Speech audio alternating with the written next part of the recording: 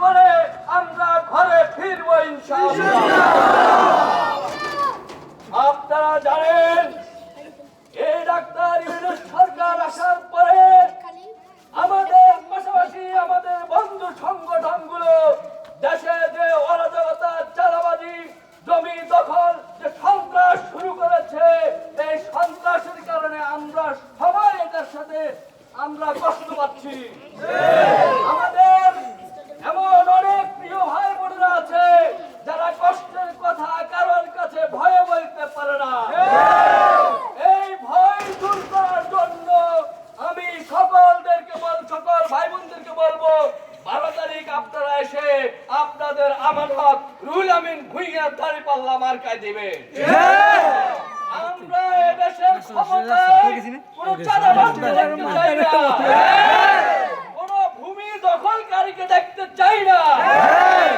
আপনারা সাহস করে কাউর চোখ রাঙ্গানিকে, কাউর কোনো হুমকিকে ভয় না করে আপনারা 12 তারিখে কেন্দ্রে আসবেন। আমরা 12 তারিখে আপনাদের আমানতকে কেন হতে যেন না হয়, আমরা সেটার জন্য সর্বাত্মক প্রস্তুতি নিয়েছি।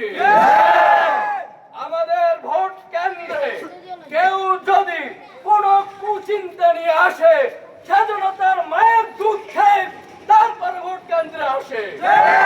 আমরা ছাড়া দেব না, আমরা ছাড়া দেব না। আমাদের জীবনকে আমাদের হযরত মুহাম্মদ সাল্লাল্লাহু আলাইহি ওয়াসাল্লামের সাহাবীর জীবনের সাথে আমরা তৈরি করতে চাই। আপনারা 12 তারিখে দাঁড়িপাল্লা মার্কায় ভোট দিবেন।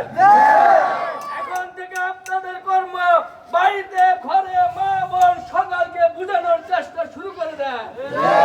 ইনশাআল্লাহ আপনাদের সুন্দর নিরাপত্তা এবং আপনাদের জন্য আল্লাহর রহমত কামনা করে আগামী 12 তারিখে এদেশের ইসলামের ইনসাফের মার্কা বিজয়ী হয়ে ইসলাম কায়েম করবে, সেই আশা রেখে আমি আমার বক্তব্য শেষ করছি। আসসালামু আলাইকুম ওয়া রাহমাতুল্লাহি ওয়া বারাকাতুহু। জি আলহামদুলিল্লাহ, আমরা এখানে আজকের কর্মসূচি শেষ করছি। আসসালামু আলাইকুম ওয়া রাহমাতুল্লাহ।